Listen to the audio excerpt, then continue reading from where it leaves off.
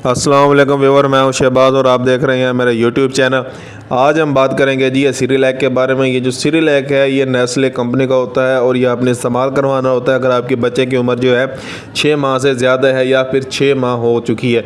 ये एक जो है ठोस ग़िज़ा होती है, यानी कि सख्त ग़िज़ा होती है। इसके अलावा जो है ये सीरिलैक जो है, आज हम बात करेंगे इन तीन के बारे में, यानी कि गंदम, चावल और 3 फल और गंदम। ये जो है एक किस्म का जो है दलिया होता है, जो कि दूध मिला एक दलिया होता है और ये आपके बच्चे को जो है हेल्थी बनाता है, आपके बच्चे को मोटा करता है, आपके बच्चे की ग़िज़ा है।